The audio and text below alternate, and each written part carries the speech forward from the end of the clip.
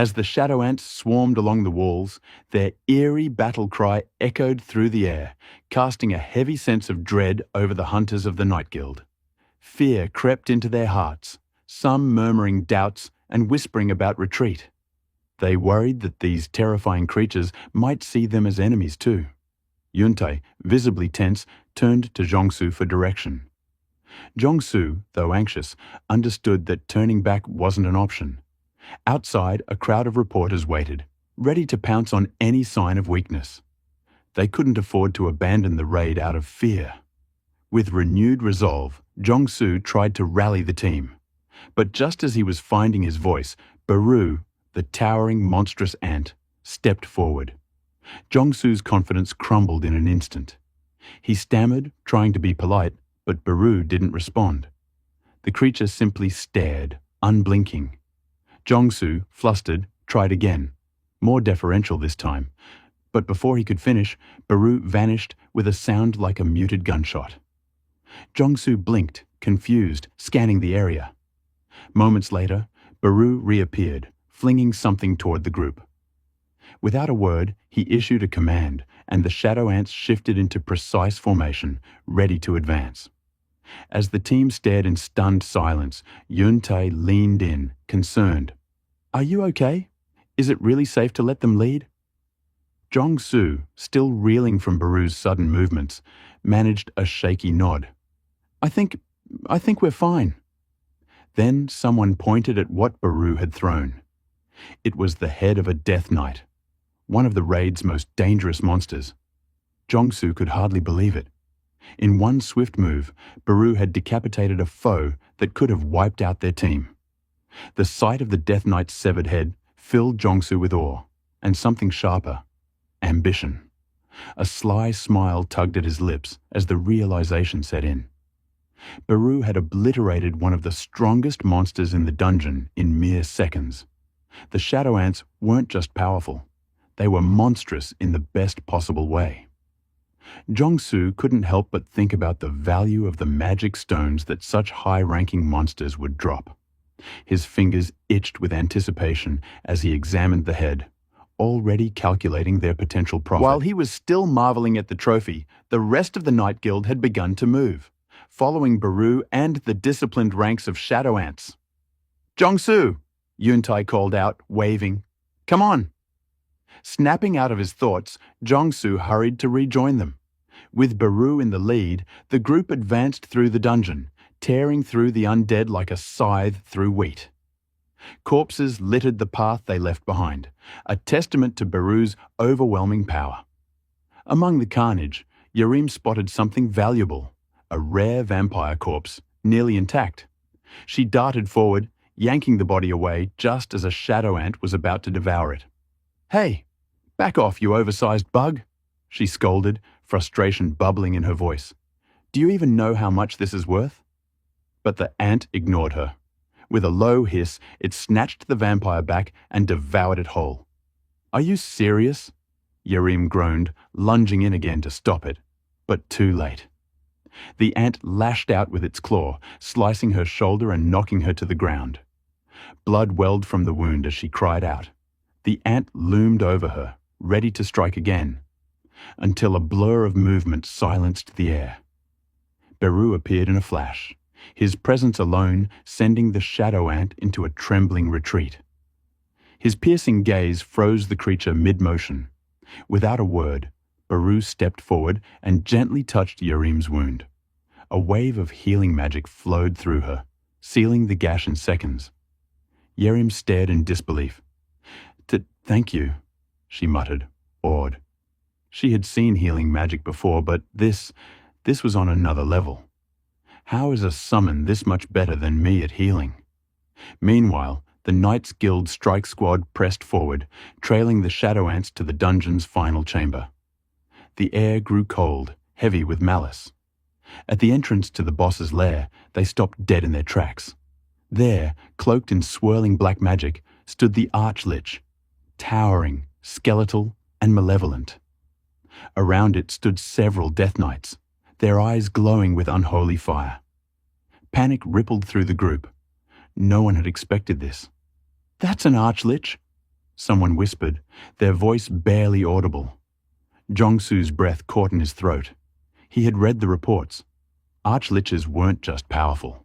They were cataclysms. The Gold Dragon Guild had been wiped out by one, triggering a dungeon break so massive that only Liu Zhigang's intervention had prevented a disaster. And now here they were, an A-rank strike team, face to face with one. Yuntai stepped closer to Jong-soo, voice low. "What do we do?" But before Jong-soo could answer, another presence made itself known. Behind them, the hunters turned and their blood ran cold.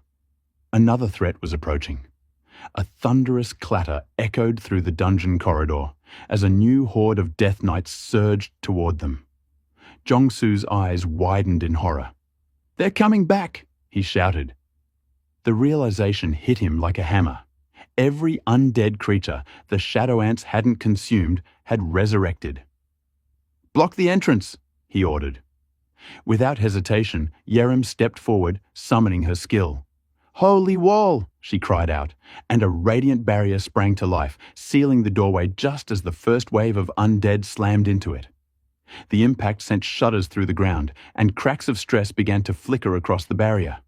Jong-soo wiped the sweat from his brow. "This is bad.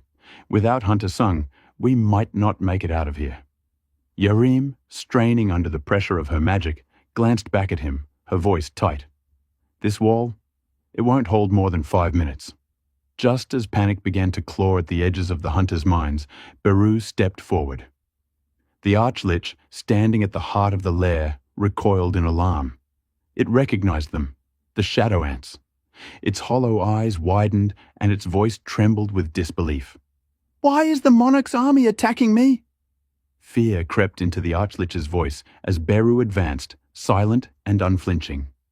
Desperate, the Lich summoned a dozen Death Knights, surrounding the shadow ants like a wall of steel and bone. But Beru didn't falter. His mandibles clicked open, claws extending, and he spoke with a voice like thunder. "We were chosen by the king. You were not." The Arch-Lich trembled with rage and disbelief. "I will speak to the king myself." It never got the chance.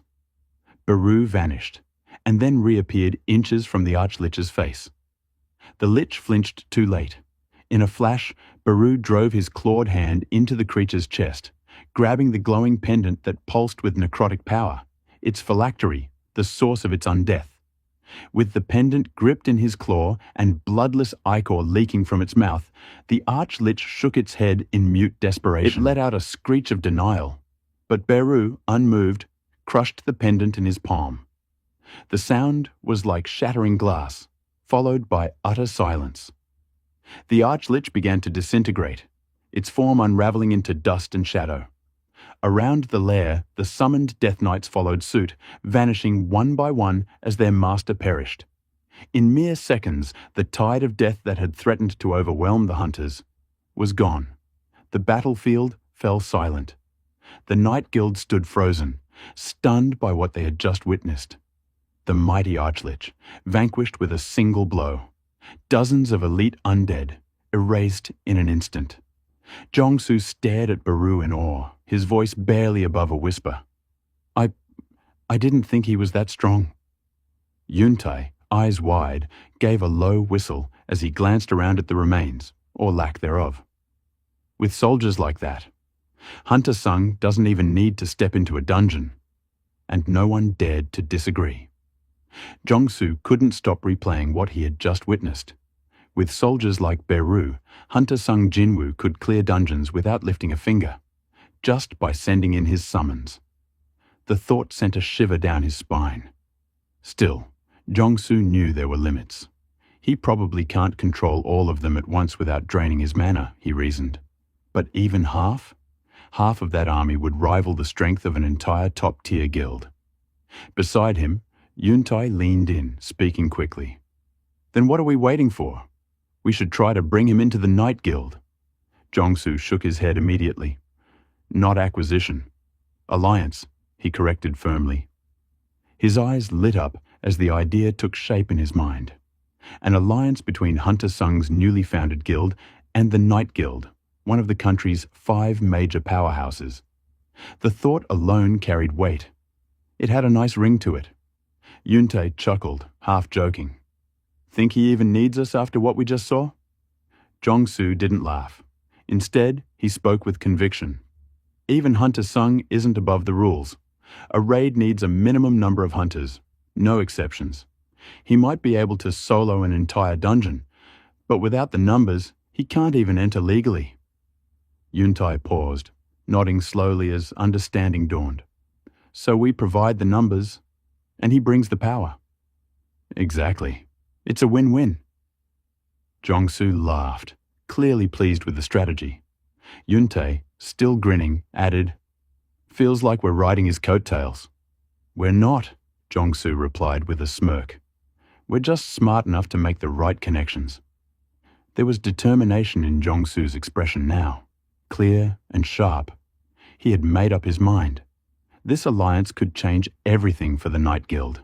Meanwhile, back at the school, chaos had taken hold. A huge crowd had gathered, drawn by the scale and mystery of the incident. Parents, reporters, and frightened citizens surged toward the gates, shouting in panic and demanding answers. Some cried out for their children, others pushed forward to get a glimpse of the aftermath. Police and members of the Hunters Association were struggling to contain them, forming a barricade to prevent the crowd from flooding the grounds. Then, cutting through the noise like a blade, a voice rang out, authoritative, calm, unmistakable. "Make way," the voice commanded. Heads turned. Jin Woo had arrived. Jin Woo sat quietly in the back of the slowly moving car, the atmosphere tense with unspoken weight. President Go, seated beside him, broke the silence with a grim update. 213 students made it out safely, he began. 10 more were rescued from inside. But the rest, he didn't need to finish. The weight in his voice said enough. He sighed, remorse heavy in his tone. Perhaps we should have seen it coming. As the car rolled through Seoul's tense streets, President Go handed Jin Woo a tablet, displaying data that painted a troubling picture, a sharp rise in gate appearances across the city over the last 6 months. But it wasn't just Seoul. Similar spikes were occurring all over the world. Alongside the increase in gates, more people were awakening as hunters. It was as if the world was trying to maintain equilibrium, matching danger with power. Jin Woo stared at the numbers. Something's changing. President Go's voice softened. That's why I wanted to talk to you. Other nations, Japan, the US, China, Russia, they all want to meet you. Some have sent official requests, others, not so official. He reassured Jin Woo that the Hunters Association had protected his personal information. What happened next was up to him. But then came the real concern. If you leave Korea, President Go said, I'm not sure we'll be able to handle what's coming. As the car pulled up to the hospital where Jin Woo's sister had been taken, President Go turned to him, eyes sincere. We'll do whatever it takes to support you. We've already lost 3 of our 10 S-rank hunters. 2 to monsters. 1 was bought by America.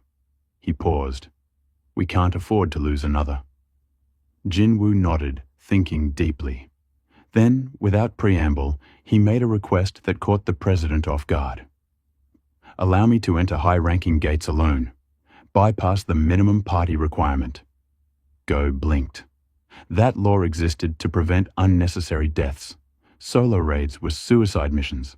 But suddenly, it clicked. That's why you started your own guild. Jin Woo confirmed it with a glance. Am I asking for too much? Go hesitated, then smiled wryly. For you? Not impossible. I'll see what I can do. Meanwhile, cameras clicked furiously across town as a photo shoot wrapped up. The photographer lowered his camera, grinning. That was perfect, Soo-yeon. The A-rank hunter and part-time model laughed brightly. Glad to hear it. Her phone buzzed. It was Jin-ho.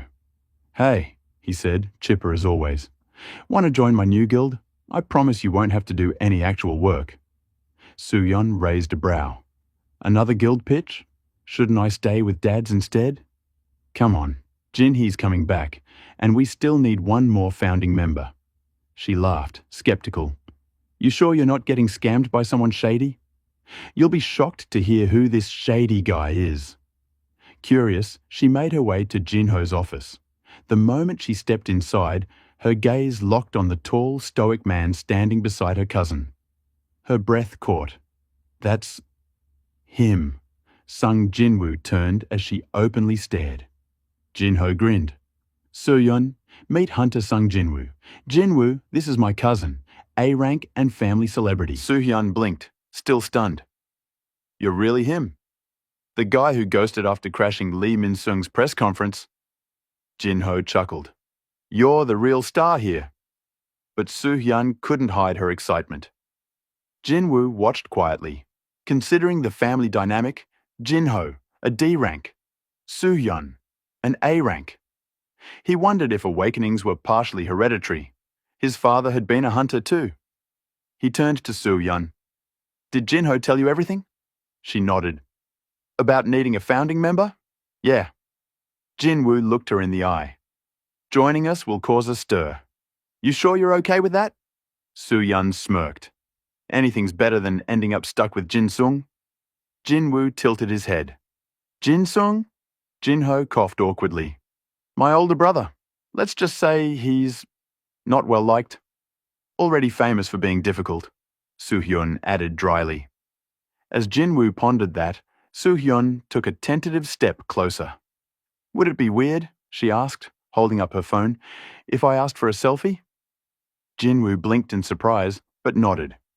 The moment she posted the photo, it exploded online. Fans, hunters, and even celebrities buzzing with excitement. Somewhere across the city, Cha Hai-in paused mid-scroll, eyes narrowing on the image. So, he's finally showing his face again. When Cha Hai-in saw the viral post, an uneasy feeling stirred within her. A tight ache settled in her chest, an emotion she couldn't name, yet couldn't ignore. Her fingers trembled slightly as she stared at the photo of Soo-yeon smiling beside Jinwoo. Jealousy? Regret? It was hard to say. But deep down, she knew. Her feelings for him were far more complicated than she let on. Across the city, Congressman Nam Jun-wook, a former chief prosecutor with a reputation for his bluntness, was fuming. Recognizing summoned creatures as official members of strike squads, he barked, "This is absurd." He slammed a hand down on the table at the Hunter Association's meeting room, glaring at the others. This regulation change passed the moment Sungjinwoo founded his guild. It's blatant favoritism.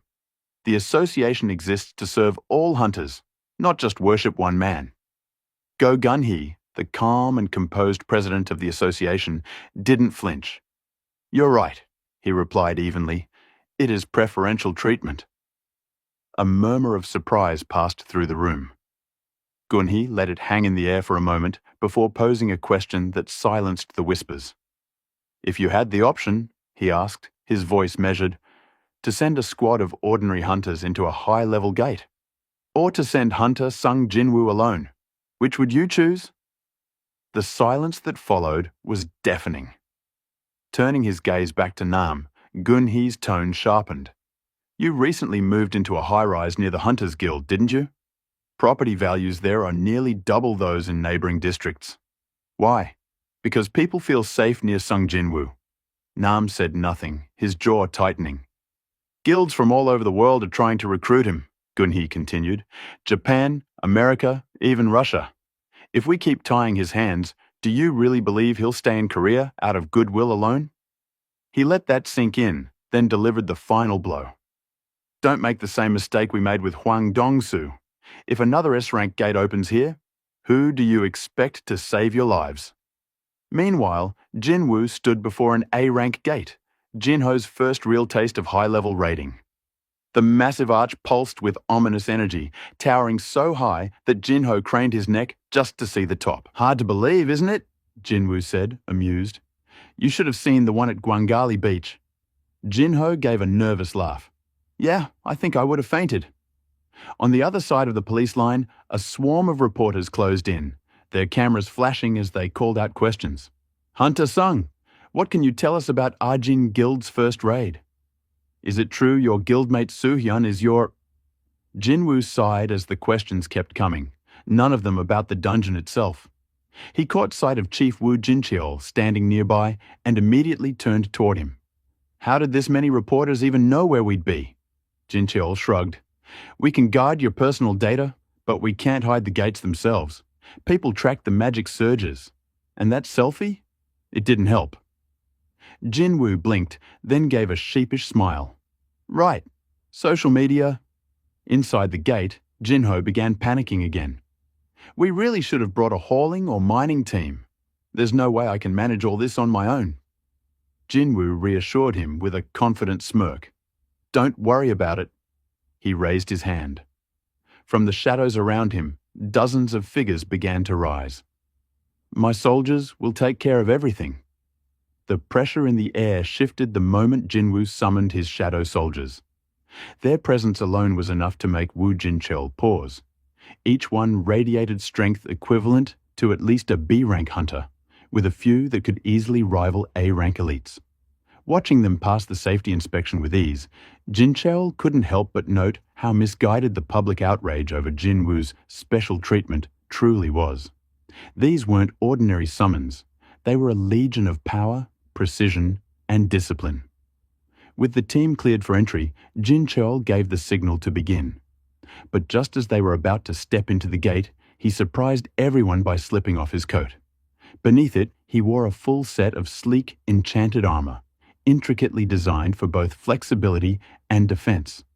Jin Woo and Jinho exchanged surprised glances. I'll be joining you, Jincheol said, adjusting his gauntlets. Chairman Go asked me to oversee the raid for safety evaluation, just for today. Jin Woo studied him carefully. Are you sure you're ready for this? Minutes later, Jincheol found himself questioning that readiness. What he witnessed inside the A-rank gate went beyond anything he'd imagined. An enormous naga, a serpentine monster of elite rank, screamed as Jin Woo's shadow soldiers swarmed it. Dozens of blades tore into its body, merciless and methodical. On the other side of the field, the shadow ants were feasting on the carcasses of fallen beasts, their behavior primal and unsettling. Iron, the towering knight, swung his massive axe with brutal efficiency, cleaving through enemies like they were made of paper. Another beast-like soldier, Tank, lunged forward, his massive claws ripping monsters apart in seconds. The High Orcs, vicious and disciplined, struck down foes with bone-crushing power, slicing deep with curved blades, leaving nothing but ruin in their path. Sweat rolled down Jincheol's face. These weren't just summons. They were a nightmare army. Even the most experienced hunters he knew would hesitate to face foes like this. Yet Jin Woo's shadows moved with coordinated precision. And worse, they didn't stay down. Every fallen soldier rose again, regenerated and ready to continue the slaughter. They were relentless. Then, Igris stepped into view. He stood out even among the elites, wielding the demon monarch's sword with deadly elegance. Every swing of his blade unleashed bolts of lightning, crackling with fused fire and water magic. The sheer force of his attacks shattered enemies instantly, his movements faster than the eye could follow. Jincheol, a former hunter himself, stared in disbelief. Could I even survive one exchange with that? He wondered. Is he stronger than an A rank? As the slaughter continued, Jin Woo's voice rang out. That's enough. The shadow ants stopped mid-bite, still gnawing at monster corpses. Jin Woo frowned, irritation flashing across his face. He marched toward the nearest ant and gave it a firm kick. Don't waste the corpses, he said coldly. They're valuable. He redirected the army's focus, ordering the others to begin mining mana crystals from the dungeon walls. Efficiency was key, and Jin Woo ensured every part of the raid served a purpose. Jincheol stood frozen, still absorbing everything. Now he understood why Chairman Go had insisted he come. Jin Woo wasn't just capable of clearing an A-rank dungeon. He could do it alone, retrieve the bodies, extract the resources, and leave with everything of value, all without a single other hunter lifting a finger. Just then, the dungeon boss appeared, a towering monster clad in sea-worn armor, wielding twin tridents. Its presence was suffocating, the air vibrating with menace as it advanced toward Jin Woo and Jin Chol. Unfazed, Jin Woo raised his hand calmly. "To those still working, stay," he said. "The rest of you, you're dismissed." And just like that, the battlefield fell still. Only those needed for the final fight remained. As most of the shadows vanished into the darkness from which they came, Chief Woo Jinchul remained behind, silently puzzled. Why would Jin Woo send away his entire army when they could easily overwhelm the dungeon boss on their own? The decision didn't seem strategic, at least not at first glance, but Jin Woo had his reasons. He knew that relying too heavily on his shadows might dull his edge. His power as a monarch was immense, but he didn't want it to make him complacent. "I need to stay sharp," he reminded himself. There would come a day when he'd face an enemy even his shadows couldn't defeat, and when that day came, he would need to be at his absolute best. With a focused expression, Jin Woo summoned the demon monarch's dagger. Then, with a thunderous stomp, he cracked the stone floor beneath him, his signal that the battle was about to begin. The dungeon boss responded immediately. A towering magic beast, it let out a guttural roar and swung both its tridents with a force that could flatten buildings. But its attack met only empty air. Jin Woo had already moved, faster than sight, faster than thought. In a blur, he appeared before the creature. One clean, fluid motion later, the beast's head was cleaved in two. Its body collapsed in a heap, the echo of its fall reverberating through the chamber. A moment of silence followed. Then a familiar chime. A system notification flickered before Jin Woo's eyes. Dungeon boss defeated. And then another. He had leveled up. Landing smoothly, Jin Woo turned, only to be greeted by a cascade of pop-ups. The familiar melody of achievement alerts echoed in his mind. One after another, they poured in. He had reached level 101, and with it, a major breakthrough. Every one of his job-exclusive skills had advanced. Shadow extraction, shadow storage, monarch's domain, shadow exchange. Each had grown stronger. Jin Woo's eyes widened as he read the details. Shadow exchange, in particular, now had a reduced cooldown, an hour shorter. He felt a surge of hope. If this trend continued, he could soon come and go from his shadow network freely, ensuring his mother and sister were always safe, no matter where he was. While Jin Woo absorbed this information, Jinchol remained rooted to the spot, overwhelmed by what he'd just witnessed. The Naga had been no ordinary monster. Its scales were among the hardest known, often used to forge high-grade defensive gear. Yet Jin Woo had sliced through it effortlessly, as if its armor were paper. The combination of power and technique left the veteran hunter speechless. Then, a voice rang out behind him, firm and commanding. "Arise!" Jin Woo's hand stretched toward the Naga's fallen form. From beneath the corpse, wisps of shadow twisted and clawed their way up, forming dark hands that grasped the lifeless body. In a matter of moments, the creature rose once more, its eyes glowing with a dark flame. The Naga had been reborn, not as a beast, but as Jin Woo's newest shadow soldier. A system alert confirmed, shadow extraction successful. Shadow level 13. Jin Woo studied the new summon. It was smaller now, having shed its original bulk, but the mana radiating from its core was immense. It stood on par with Tusk in rank, yet its starting level suggested it had retained much of its original strength. He smiled slightly, pleased with the result. Another powerful piece added to the board. Jin Woo studied the newly reborn shadow closely. It was smaller than it had been in life, but he suspected that, like Tusk, it might be capable of growing in size through the use of magic. Perhaps this was merely its base form. Regardless, its presence radiated power, and Jin Woo was pleased to add it to his ever-expanding army. A familiar system notification appeared, prompting him to assign a name to the new soldier.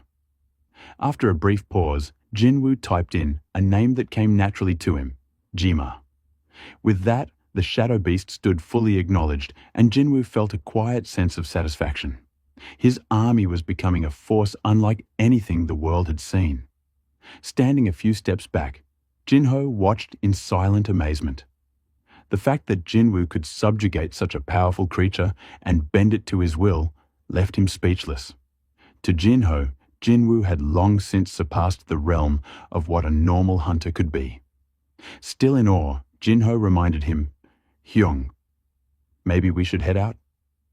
Jin Woo nodded, but cast one last glance at the massive Naga carcass still lying in the dungeon. It would be a waste to leave it behind.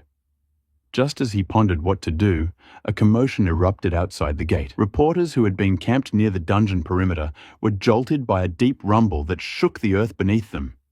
Their jaws dropped as something titanic emerged from the shadows. A towering beast with a horned head and immense tusks.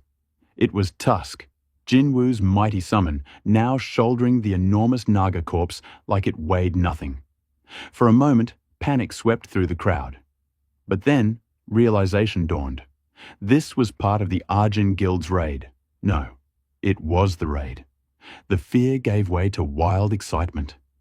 Camera shutters clicked like machine guns as reporters scrambled to capture every second of the surreal scene. Jinho glanced at Jin Woo. "Hyung, I think we might have overdone it." Jin Woo gave a nonchalant shrug, watching the media frenzy with calm detachment. Attention was inevitable, especially now. This first raid had left a mark, and not just inside the dungeon. Off to the side, Chief Woo Jinchul stood silent. His face was pale, his eyes bloodshot, and his posture slumped. The sheer brutality and raw power he had witnessed still haunted him. Monsters devouring each other alive, shadow beasts regenerating mid-battle, Jin Woo carving through an A-rank boss like it was nothing. It had left a deeper scar than he wanted to admit. Later, when Jin Cheol arrived at the Hunter Association, his footsteps were slow, weighed down by exhaustion and disbelief. Inside, he found Chairman Go Gun-hee waiting. Without preamble, Jin Cheol began to speak, recounting every detail of the raid, the blood, the shadows, the impossible might of Jin Woo's army. His voice wavered at times, but he pushed through, trying to remain composed. Go Gun-hee listened carefully, arms crossed, his expression unreadable. When Jin Cheol finished, the chairman let out a long, heavy sigh. He had seen countless raids in his time and heard tales of horrors most men couldn't imagine. And Jim Chul, a seasoned hunter himself, had weathered them all without flinching. But this was different. Even a man like Woo Jin Cheol had been shaken to the core, and that, more than anything, told Go Gun-hee just how much the world had changed. His hands clasped behind his back, he stared out at the city beyond. The sky was clear, but his thoughts were storming. The report was more than just surprising. It was transformative. Sungjinwoo hadn't merely cleared an A-rank gate. He had obliterated everything inside, harvested the mana crystals, collected the monster corpses, and summoned a new shadow soldier, all without aid. No support squad, no backup plan. Just him and his army of shadows. Calling him a one-man assault squad no longer did justice to the truth. A slow, knowing smile crept across Go Gun-hee's face. Sung Jinwoo wasn't just a powerful hunter. He was a guild. A self-contained, unstoppable force that defied conventional definitions. He was changing the landscape, not just of Korea, but of the entire world.